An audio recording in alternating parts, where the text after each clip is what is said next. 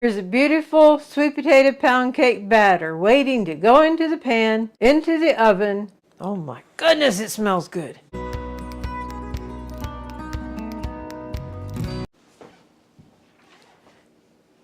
Howdy folks, I am Martha, and Dorothy and I both welcome you to Hershberger's Miracle Homestead. We're going to do something with sweet potatoes. So what are we going to do with sweet potatoes? It is a sweet potato pound cake. And for those of you who are new to our channel, we're so glad you found us. And for the rest of you, we are so grateful for your continued support. That means the world to us. We've made many different pound cakes already. We used to go to festivals, up to 7 different kinds. We've done a pumpkin pound cake, and we have a video for that, but we've never done a sweet potato. But that looks so good with what we saw. And we have loads of sweet potatoes. So let's come in and go across the ingredients and then proceed with putting it together.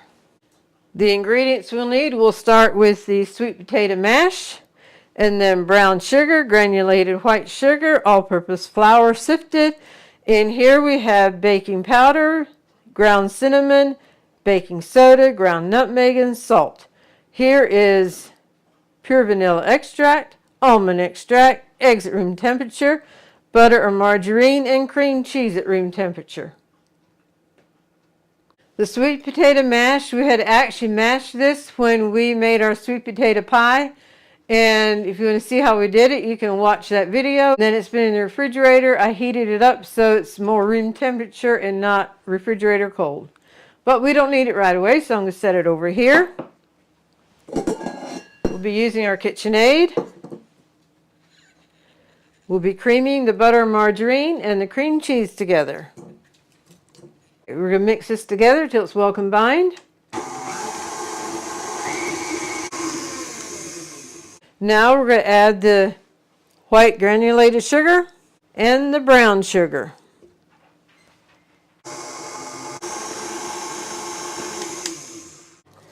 All right, we're going to scrape the sides down so nothing is hanging onto the wall by itself, because we want everything combined well. And so that's how it looks right now. You can see the cream cheese yet? The margarine or butter is still a little bit lumpy. Now we're going to mix it till it's light and fluffy, about 3 or 4 minutes.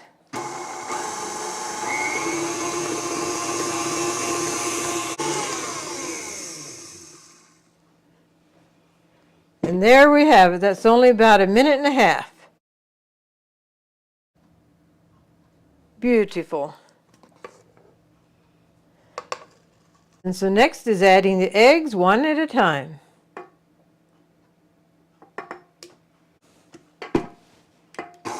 And mix between each egg, of course.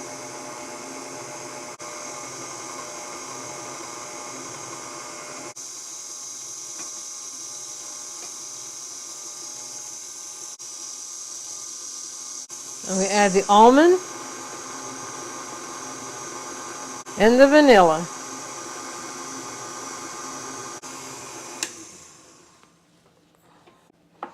Just give a little scrape down. I'm going to mix the ground cinnamon, ground nutmeg, salt, baking powder, and baking soda together. Then we'll add that, give that a light mix.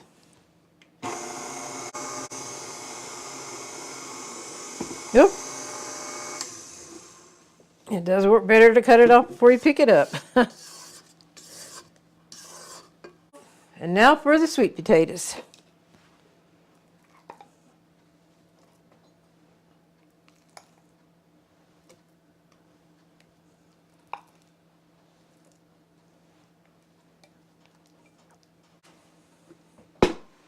And a mix.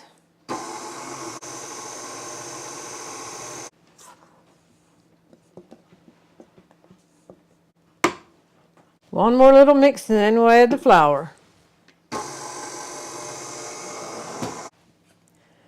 All right, I'm going to add half of it now and then come in with the other half. Approximately half. I didn't measure it, of course.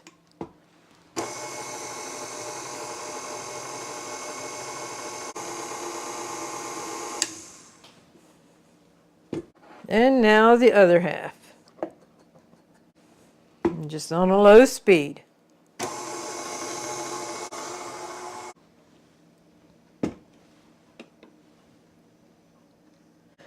And now one final scrape down, and then it'll be one final mix. I am anticipating this to be a delicious, yummy cake. One final mix on low.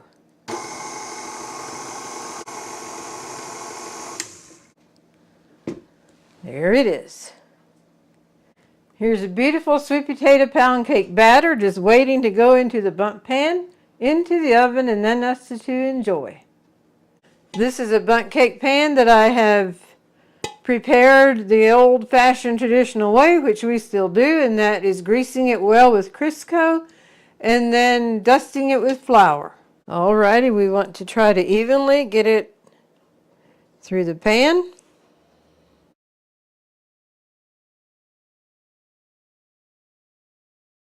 I'm just use a small spoon, trying to get it throughout the pan even so it bakes even.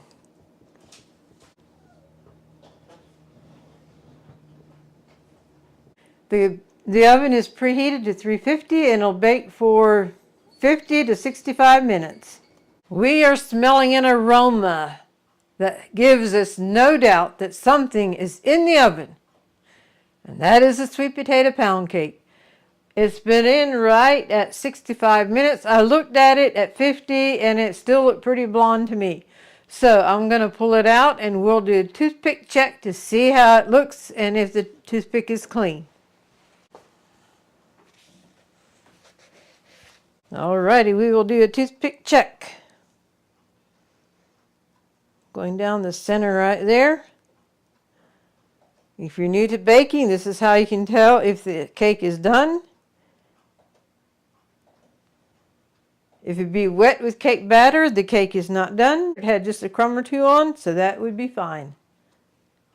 Normally our pound cakes, we let it sit in the pan for at least 7 to 10 minutes before we dump it out. So that's what I'm going to do, and we'll be back.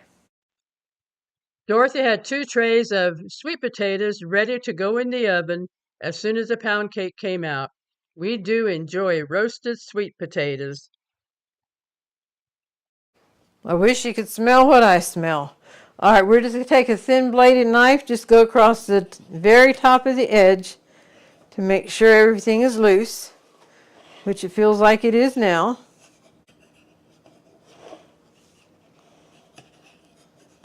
We're using a square cooling rack. Put it down upside down on here with the little feet up.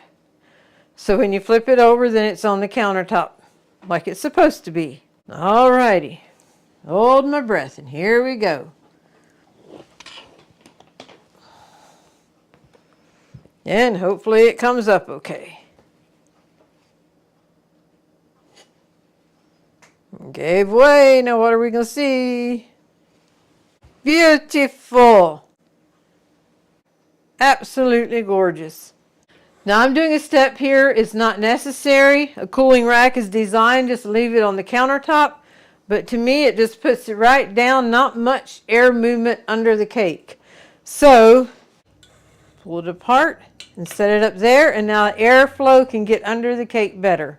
We do plan to put a caramel drizzle on here.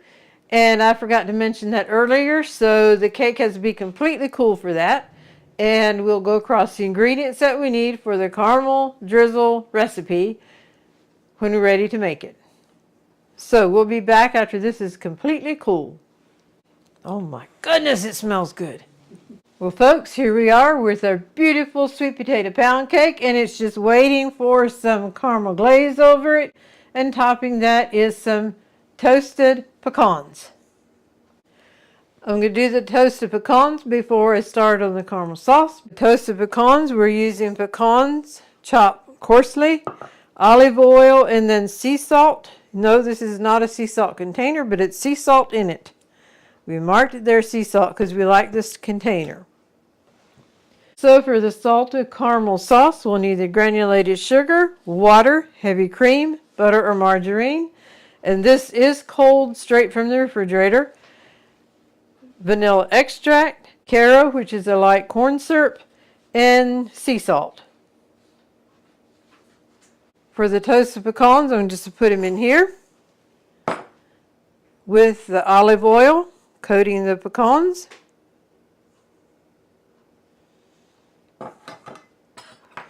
We'll mix this up. Alrighty, the olive oil is covering the pecans that are coarsely chopped. And here I have the reusable cookie sheet liner that's just lining the pan. It's actually half of a sheet. We cut it and it fits perfectly in this size cookie sheet then. We were introduced to these by someone that came through our estate auction finds, and then you can also order them off of Amazon. We'll leave a link for them. So we're just going to spread these across the cookie sheet liner. And now we'll sprinkle sea salt on them.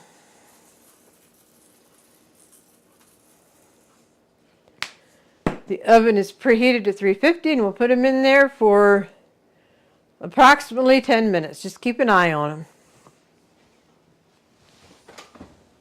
So the next thing for the nuts is to completely cool.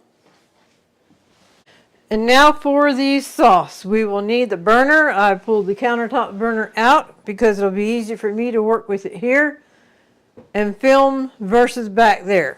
The first thing that goes in is sugar, and we do not want it to hit the side of the pan, just directly down in the middle.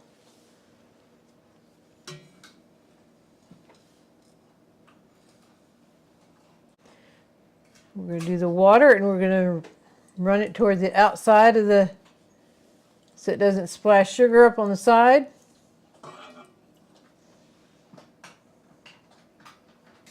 We turn the burner on a low to medium heat. The Caro is the next thing to go in. And this is all that goes in at this point. Okay, it says you can stir gently to loosen the sugar, but you do not want to get it up on the side of the saucepan.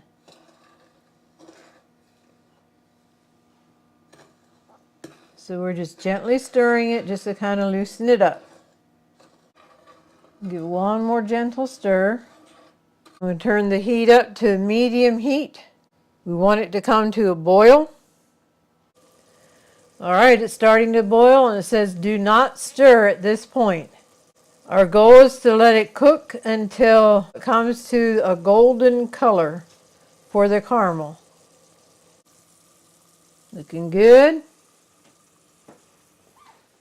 They did say you can swirl the pot from time to time just to give it a little shake, but do not get in there with a spoon. I think I might start seeing changing in color.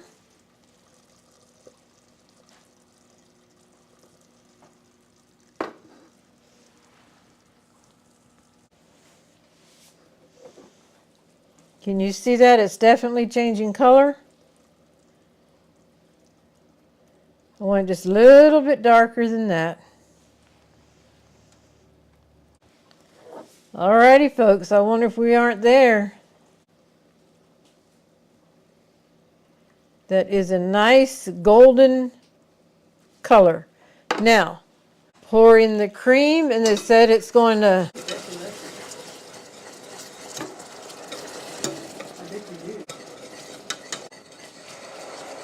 So when you first get the cream in, it looks like it's separated, but it'll come together.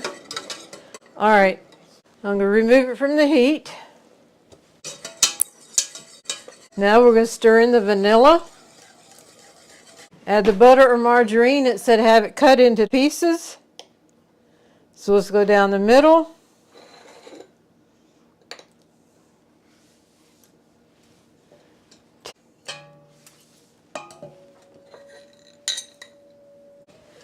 Now we'll stir this until the butter or margarine is completely melted.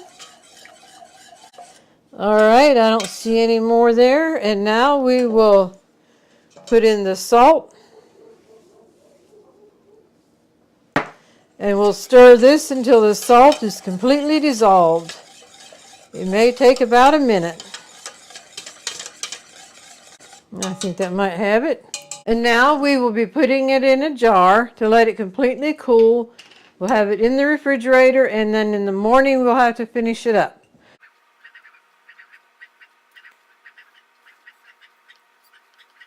And then put a lid on it.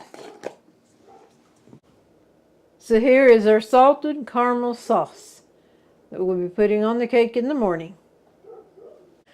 This is something we'll put in the refrigerator to get it cooled down and cold, and then you can actually store it in the refrigerator for up to a couple weeks, and it'll be good to use. In the meantime, it's time to shut her down for tonight. We have come to an exciting part of the sweet potato pound cake. Putting the salted caramel sauce on, sprinkled with the toasted nuts on top. They suggest using a squeeze bottle. I do not have a squeeze bottle, but I do have a piping bag. If you don't have a piping bag or a squeeze bottle, you can just be creative and put it on however. Work it a little bit and then just back and forth on top of the cake. But I do have a piping bag, and I feel like that gives me more control than just going back and forth with a spoon. All right, so we're just going to go back and forth, back and forth.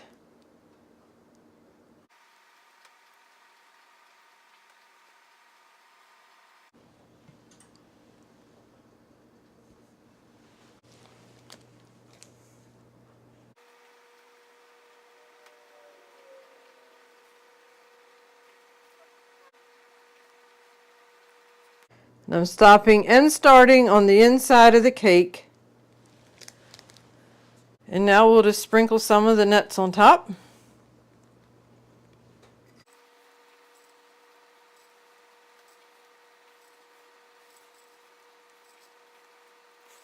The nuts can be as many or as few as you want.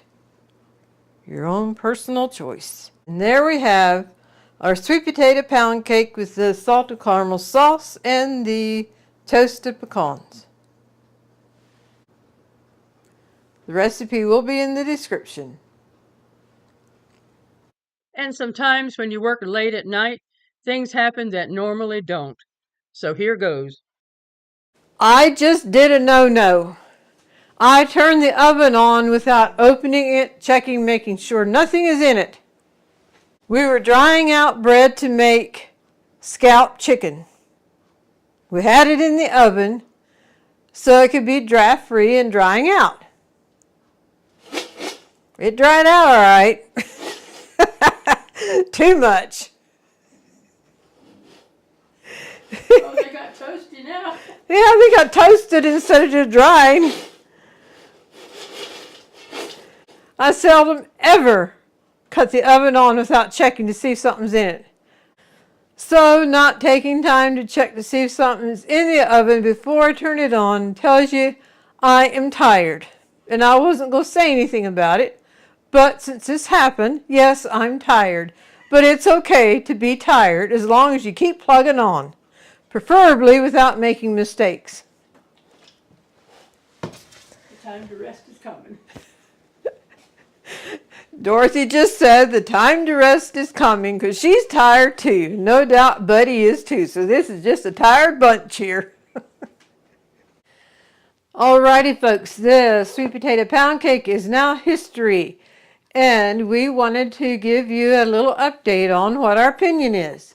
We kept comparing sweet potato pie and cake against the pumpkin pie and cake. And Dorothy and I both agree the sweet potato pie wins over the pumpkin pie. And then the sweet potato pound cake, while it is very good, we still prefer the pumpkin pound cake. So that's just our opinion between the pie and the pound cake. The sweet potato pie wins, and then the pumpkin pound cake wins while this is still good. Now it could be that your taste buds would say that the sweet potato pound cake wins. And you see I have this book in my hand, and that means we are at the special part of the video, and that's leaving with an inspirational golden thought. Don't judge each day by the harvest that you reap, but by the seeds that you plant. You have to plant the seed before you can harvest. And this also leads us to a verse in 2 Corinthians 9:6, and this is the Amplified Version. Now remember this, he who sows sparingly will also reap sparingly, and he who sows generously, that blessings may come to others, will also reap generously and be blessed. As we go on with our daily life, let's just be planting seeds. And we are not talking about seeds of fruit or vegetables. We are referring to seeds of kindness, seeds of pouring life into others, and seeds of just speaking truth. I believe this is one area when we plant a lot of seeds, we will not know the full harvest until we get to eternity. And eternity alone will show what the full harvest of our life has been. And there's also times that we benefit the harvest from seeds that were sown by other people. So we'll never know how our lives can impact people just by being happy and rejoicing in the Lord and planting seeds for Him. Thanks for joining us on this episode. We hope you've been blessed, encouraged, and inspired. And until next time, God bless.